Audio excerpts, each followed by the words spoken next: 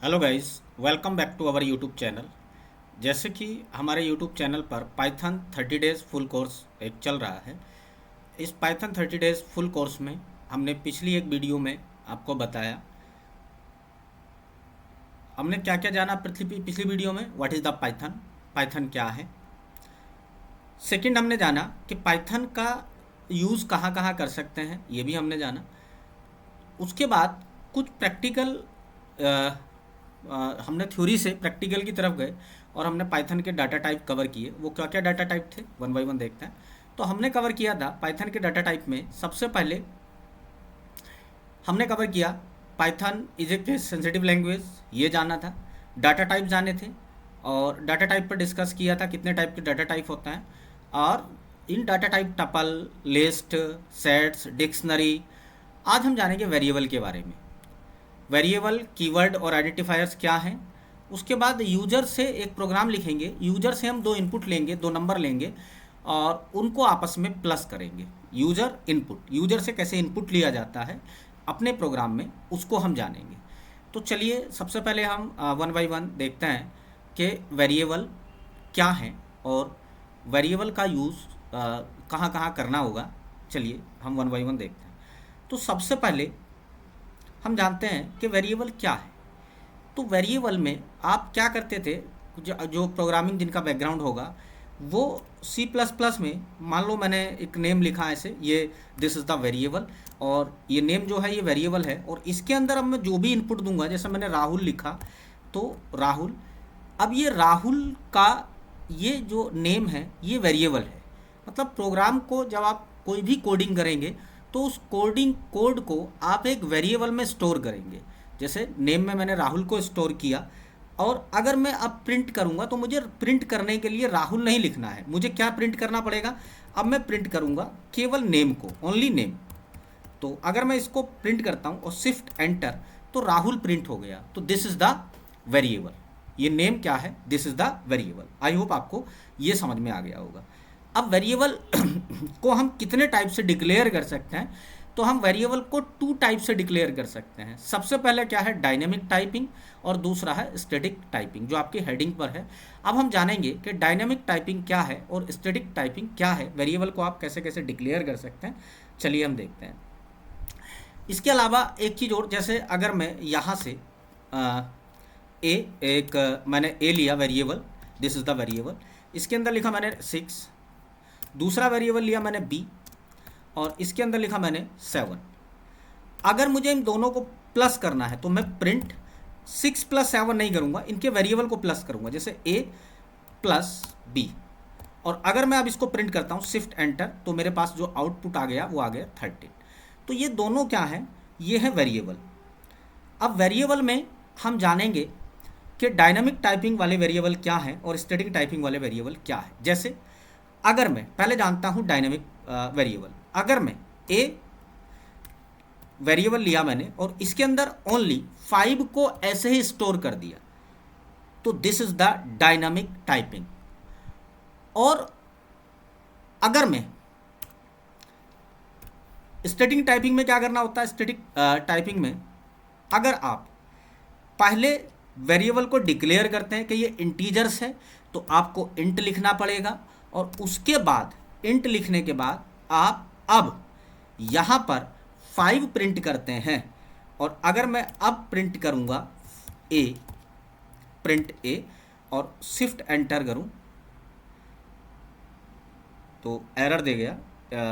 ये कह रहा है कि इनवैलिड सिंटैक्स। इनवैलिड सिंटैक्स क्यों कहा, क्योंकि मैंने यहाँ पर गैप लिया है, integers, print a, invalid syntax. एक मिनट, इसको अगर मैं ब्रैकेट में डिक्लेयर करूं और अब can not assign to function call here maybe, देखिए यहाँ पर you meant instead of a. अभी देखते हैं, अभी बस आप इतना देख लें कि अगर मैं इंटीजर्स लिखने के बाद यहाँ से डिक्लेयर कर दूं पहले से किसी वेरिएबल को, तो this is the static typing. ये क्या है, स्टैटिक टाइपिंग। जैसे यहाँ पर मैंने लिख लिया, मान लो रमेश, पहले मैंने इसको डिक्लेयर किया और डिक्लेयर करने के बाद मैंने यहाँ पर अब इसको प्रिंट किया, तो this is the static typing. मतलब डिक्लेयर करने के बाद अगर आप फिर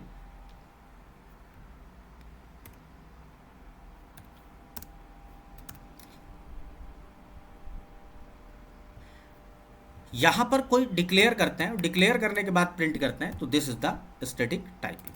आई होप आपको ये देखो यहाँ पर प्रिंट हो गया। मतलब पहले आपने क्या किया, इसको डिक्लेयर किया और डिक्लेयर करने के बाद मतलब ये इंटीजर्स है और डिक्लेयर करने के बाद प्रिंट किया, तो this is the static typing. I hope आपको ये समझ आ गया होगा। अब नेक्स्ट हेडिंग है डायनामिक बाइंडिंग और स्टैटिक बाइंडिंग। तो सेम है, अगर आप कोई भी वेरिएबल लेते हैं और वेरिएबल लेने के बाद यहाँ पर वेरिएबल लेने के बाद आपने कोई वेरिएबल लिया और उसको प्रिंट कर दिया सीधा सा, तो ये मैंने इसको स्टैटिक डायनामिक बाइंडिंग कहते हैं। उसको वाइंड कर दिया है मैंने केवल एक वेरिएबल में। अगर इसी को मैं इंटीजर्स लिखूं जैसे मैंने अभी लिखा था, तो ये स्टैटिक बाइंडिंग होगी। सेम यहाँ से ये आपको समझ में आ गया होगा। अब ये जो मैं यहाँ पर आइडेंटिफायर दे रहा हूँ या वेरिएबल दे रहा हूँ, ये कैसे कैसे कीवर्ड या आइडेंटिफायर हो सकते हैं, वन बाई वन जानते हैं। तो हेडिंग मैंने यहाँ पर लिखा हुआ है कीवर्ड और आइडेंटिफायर। जब आप यहाँ पर अपने प्रोग्राम में किसी भी नंबर्स को या प्रोग्राम को किसी वेरिएबल में स्टोर करते हैं, तो उसके क्या क्या रूल है, आप क्या क्या नहीं कर सकते। तो पहला है आइडेंटिफायर या कीवर्ड या वेरिएबल क्या क्या नहीं हो सकते। तो पहली हेडिंग है you can't start with a digit. आप किसी भी, अच्छा एक चीज़ हो यहाँ सर, आप कितने तरीके से, अभी हम इसको एक चीज़ और समझ लेते हैं, आप कितने टाइप से वेरिएबल को डिक्लेयर कर सकते हैं। जैसे मैंने लिखा a equal to 1, v equal to यहाँ पे लिखा 2 और c इजकल टू यहाँ पे लिखा मैंने 4। और अगर मैं अब प्रिंट करूँ यहाँ से प्रिंट में a b c, तो यहाँ पर प्रिंट करेंगे तो 1 2 4 प्रिंट हो गया। इसके अलावा अगर मैं यहाँ से ऐसे भी प्रिंट कर सकता हूँ। कैसे? अगर मैं यहाँ पर एक साथ भी वेरिएबल डिक्लेयर कर सकता हूँ, जैसे 1, यहाँ पे आप देखेंगे a b c equal to 1 2 3 यहाँ पर मैंने 3 वेरिएबल हैं। और अगर मैं अब यहाँ पर प्रिंट करूँ प्रिंट a b c और अब इसको मैं प्रिंट करूँ तो 1 2 3 प्रिंट हो जाएगा। ऐसे भी आप डिक्लेयर कर सकते हैं। अब एक ही नंबर को या एक प्रोग्राम को मल्टीपल वेरिएबल में स्टोर कर सकते हैं। जैसे a इजकल टू b, मैं मल्टीपल वेरिएबल ले रहा हूँ c इजकल टू 5। और अगर मैं यहाँ पर प्रिंट करूँ print a b c shift enter, तो आप ऐसे भी डिक्लेयर कर सकते हैं। आई होप आपको ये समझ में आ गया होगा। अब हम चलते हैं अपने नेक्स्ट हेडिंग की तरफ। तो नेक्स्ट हेडिंग क्या कहता है, कीवर्ड और आइडेंटिफायर्स क्या हैं। कीवर्ड और आइडेंटिफायर्स, तो आइडेंटिफायर ये जो हम वेरिएबल डिक्लेयर कर रहे थे ऊपर, अभी हम जो वेरिएबल a b ऐसे वेरिएबल रखा है, यहाँ पर हमने नेम रखा, तो इनकी कुछ बाउंडेशन है। बाउंडेशन क्या क्या है, सबसे पहला आपके सामने है कि आप you can't start with a digit. आप किसी भी वेरिएबल को, जैसे मैंने 1 और नेम लिखा, 1 और नेम मैंने स्टार्ट किया है डिजिट से, और अब मैं यहाँ पर इसको स्टोर करना चाहूँ राहुल, और अगर मैं अब प्रिंट कर दूं तो वो यहाँ पर प्रिंट 1 और नेम ऐसे प्रिंट करना चाहूँ 1 नेम, तो ये एरर शो करेगा, इनवैलिड डेसिमल। यहाँ पर उसने लिखा कि कोई भी वेरिएबल या कोई भी आइडेंटिफायर्स आप नंबर से स्टार्ट नहीं कर सकते। लेकिन इसका उल्टा ट्रू है। उल्टा ट्रू क्या है, आप नंबर को बाद में दे सकते हैं। यहाँ पर अगर मैं नेम 1 करूँ और अब अगर मैं नेम 1 के साथ इसको प्रिंट करना चाहूँ, तो अब ये कोई एरर शो नहीं करेगा, प्रिंट हो जाएगा राहुल। तो पहली जो हेडिंग थी आपके समझ में आ गया होगा कि आप कभी भी कोई भी वेरिएबल नंबर से स्टार्ट नहीं कर सकते। दूसरा, you can use special character. आप जो है कोई भी स्पेशल करेक्टर अपने वेरिएबल का नाम रख सकते हैं। जैसे अगर मैं यहाँ पर मैंने ये हाइपन लिया और इसको वेरिएबल में इक्वल टू मैंने यहाँ पर राहुल राहुल अगर मैं अब अगर प्रिंट कर दूं ना, यहाँ पे प्रिंट, देखिए राहुल मैंने स्टोर किया इसको वेरिएबल में एक हाइफन में, और अगर मैं प्रिंट करूं प्रिंट और प्रिंट हाइफन, तो ये एरर शो नहीं करेगा। यहाँ पे लिखा हुआ है कि you can use special character, आप कोई भी स्पेशल करेक्टर यूज कर सकते हैं और उसको प्रिंट कर सकते हैं, वो एरर शो नहीं करेगा। तो आइडेंटिफायर्स जब आप अपने प्रोग्राम में लिखेंगे तो प्रोग्राम में आप कौन कौन से आइडेंटिफायर्स या कीवर्ड आप दे सकते हैं वो है। ये आपको आई होप क्लियर हो गया होगा। चलिए अब नेक्स्ट आपके सामने है यूज़र इनपुट। यहाँ पर एक छोटा सा मैं प्रोग्राम लिखूंगा। उस प्रोग्राम में हम क्या करेंगे, यूजर से दो इनपुट लेंगे। सबसे पहले हम बात करते हैं कि यूजर से इनपुट कैसे लिए जाते हैं। तो एक कीवर्ड होता हमारे पास, एक कीवर्ड है input.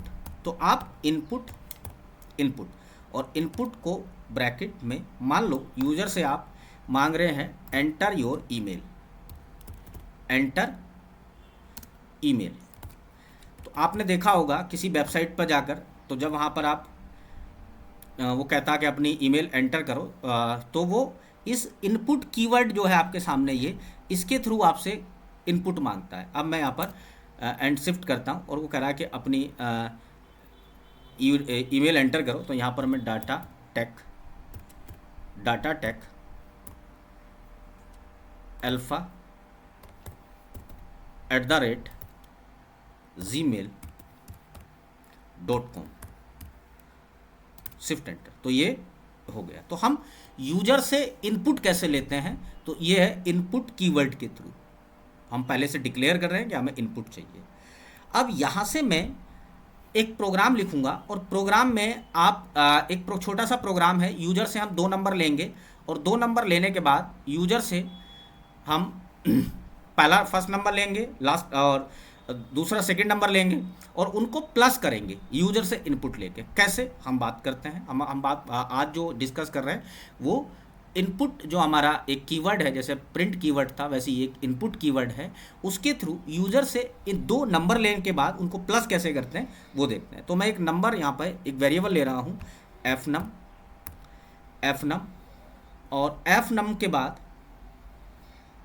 Equal to integers, fnum integers, और फिर अब देखो मैं चाहता तो इनपुट डायरेक्ट अगर डिक्लेयर करूं यहाँ से, और फिर मैं कोई इनपुट से कह रहा हूं कि enter your first number, enter first number,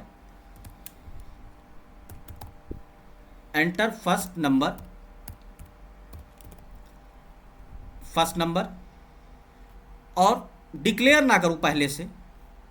same दूसरा मैं ले रहा हूं वेरिएबल, अब वो एरर शो करेगा, तो वो इसको यहाँ पर स्ट्रिंग समझेगा, स्ट्रिंग snum। देखो कैसे snum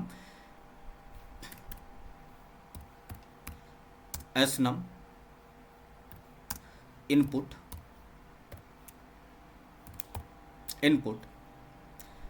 और मैं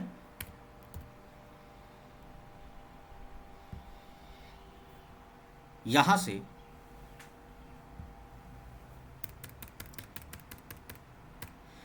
this is the second number, और अब इनको मैं दोनों को एक रिजल्ट नाम के वेरिएबल में सेव कर रहा हूँ। रिजल्ट इक्वल टू, अब मैं लिखूँ fnum प्लस snum, और अगर मैं अब प्रिंट कर दूं यहाँ पर रिजल्ट को, प्रिंट करूं रिजल्ट,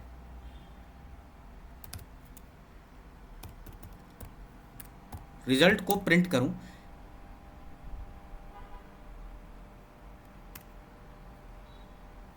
रिजल्ट प्रिंट, वो अब मैं पहला नंबर दिया 23, कह रहा एंटर, अच्छा सेकंड नंबर यहाँ पे गलत हो गया, 1 मिनट, हम दोबारा से यहाँ पे सेकेंड, मैं इसको एंटर और एंटर सेकेंड नंबर, 1 मिनट।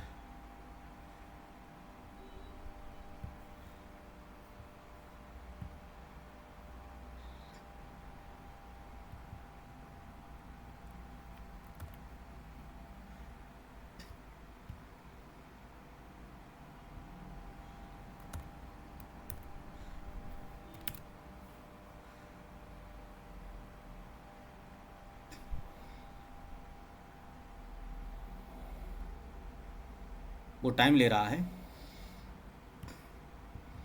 या एरर शो करेगा।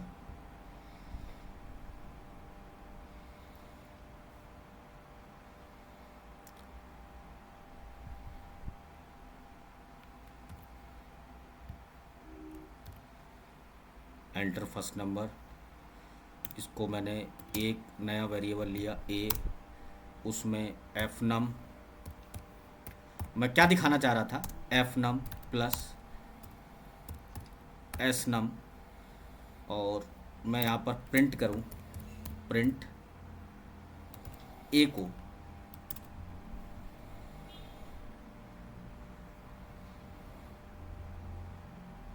फर्स्ट नंबर सेकंड नंबर, तो वो एरर शो कर रहा है। तो देखिए अभी वो आ जाएगा। मैं यहाँ से दिखाना क्या चाह रहा था कि मैंने इसको दोबारा से यहाँ पर कॉपी किया, और मैं कॉपी करने के बाद मुझे डिक्लेयर करना होगा यहाँ पर इंटीजर्स,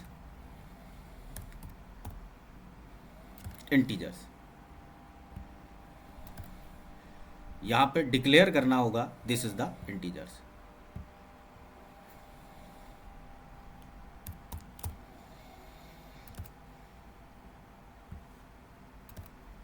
इंटीजर्स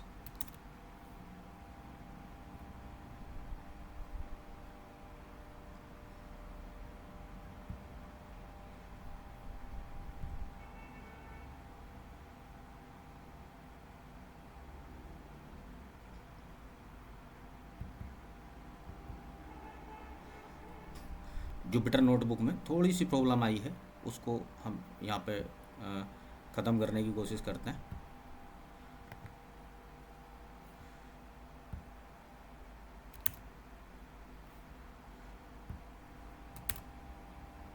वन मिनट, एक प्रोग्राम लिख रहे हैं, यूजर से हम 2 इनपुट ले रहे हैं, और 2 इनपुट लेने के बाद चलो कोई नहीं, मैं इसको यहाँ पर एक गूगल कोलैब नोटबुक है यहाँ पे दिखाता हूँ। गूगल कोलैब नोटबुक, आप इस पर भी अपनी कोडिंग कर सकते हैं। यहाँ पर गूगल कोलैब नोटबुक, यहाँ पर वो आई होप एरर शो नहीं करेगा। और यहाँ से मैंने नया नोटबुक लिया, और नया नोटबुक लेने के बाद this is the Google Colab notebook, और वो जुपिटर नोटबुक था, वहाँ पर वो एरर शो कर रहा है कुछ ना कुछ। देखिए ये कंट्रोल बी, अब शिफ्ट एंटर, देखो वो पहला सेल है तो रन करने में थोड़ा सा टाइम लेगा, और वो रन हो रहा है। यहाँ पर भी ये जो था ना, यहाँ पर भी वो रन हो रहा है, बट एरर शो कर रहा है। अब यहाँ से गूगल कोलैब नोटबुक से मैं आपको क्या दिखाने की कोशिश कर रहा हूँ, वो कह रहा है कि एंटर फर्स्ट नंबर, मैंने 23 लिया, देखो यहाँ पर रन हो गया। कह रहा एंटर सेकंड नंबर, मैंने 45 लिया, इसको एंटर किया, तो उसने इसको एज ए क्या किया, उसने इनको प्लस नहीं किया, जबकि मैं यहाँ पर प्लस मांग रहा था तो उसने प्लस नहीं किया, उसने 23 और 45 एज इट इज़ प्रिंट कर दिया, एज इट इज़ प्रिंट कर दिया। अब ये गूगल कोलैब नोटबुक थोड़ा सा यहाँ पर इसमें जुपिटर नोटबुक में प्रॉब्लम आई है, तो मैंने गूगल कोलैब नोटबुक, आप अपने सिस्टम पर मशीन पर डायरेक्ट लिखेंगे गूगल कोलैब नोटबुक, और गूगल कोलैब नोटबुक के बाद आप यहाँ पर सीधा सा गूगल कोलैब नोटबुक लिखने के बाद ऐसा इंटरफेस आपके सामने आ जाएगा, जैसे भी मैंने आपने देखा ओपन किया था, वहाँ पर इस प्रोग्राम को रन कर सकते हैं। तो वहाँ पर उसने प्लस नहीं किया, इन दोनों को एज ए स्ट्रिंग मर्ज कर दिया। अब मुझे करना है प्लस, तो प्लस करने के लिए आपको पहले से यहाँ पर डिक्लेयर करना पड़ेगा। डिक्लेयर कैसे करना पड़ेगा, इंटीजर्स, और इंटीजर्स इसको डिक्लेयर करने के बाद यहाँ पर डिक्लेयर, जैसे मैंने पहले उनको इंटीजर्स डिक्लेयर कर रहा हूँ पहले से, जो हमने स्टैटिक बाइंडिंग में देखा था। अब डिक्लेयर करने के बाद अब अगर आप इस कोड को रन करते हैं, यहाँ पर इस कोड को रन करते हैं और फिर से वो कहेगा एंटर फर्स्ट नंबर, तो मैं 23 करा, एंटर सेकंड नंबर 45। अब अगर मैं इस प्लस करता हूँ तो दोनों को उसने प्लस कर दिया। तो यहाँ से इस प्रोग्राम से हमने सीखा, दो यूजर से इनपुट लिए, बिना इंटीजर डिक्लेयर जब मैंने यहाँ पर उसको प्लस करने की कोशिश की तो उसने मर्ज कर दिया, मतलब उनको स्ट्रिंग समझा। अगर आप पहले से डिक्लेयर करके नहीं रखते हैं कि आपको इंटीजर्स चाहिए, तो वो उनको स्ट्रिंग यानी टेक्स्ट समझता है पाइथन का इंटरप्रेटर और उनको आपस में मर्ज कर देता है। लेकिन अगर पहले से आप इंटीजर्स डिक्लेयर कर देते हैं, यहाँ पर किसी भी कोई भी चीज़ को आप इंटीजर डिक्लेयर कर देते हैं, फिर अगर आप रन करते हैं तो फिर वो उसको एज ए इंटीजर ट्रीट करता है और आपका जो यहाँ पे जो आउटपुट है, आउटपुट कितना आ गया 68। तो आज हमने एक छोटा सा प्रोग्राम लिखा। छोटा सा प्रोग्राम क्या था, यूजर से दो इनपुट लिए और दो इनपुट लेने के बाद हमने उनको प्लस करके दिखाया। तो यूजर से इनपुट कैसे लेते हैं, आज जो ये था हमारा हेडिंग यूजर इनपुट। तो आई होप यहाँ से हमने जाना यूजर से इनपुट कैसे लेते हैं। अब इस इनपुट जो ये हमारा यहाँ पर ये इनपुट कीवर्ड है, इसका यूज़ करके प्रोग्राम में हम यूज़र से ऐसे ऐसे प्रोग्राम लिखेंगे जो यूज़र से इनपुट लेने के बाद हम उनका यूज़ अपने प्रोग्राम में करेंगे, अपने सॉफ्टवेयर में करेंगे, अपने ऐप में करेंगे। तो आई होप आपको आज की क्लास पसंद आई होगी, और अगर क्लास आपको अच्छी लगी है तो इस क्लास को आप चैनल को सब्सक्राइब और वीडियो को लाइक करना ना भूलें। Thank you. मिलते हैं नेक्स्ट वीडियो में।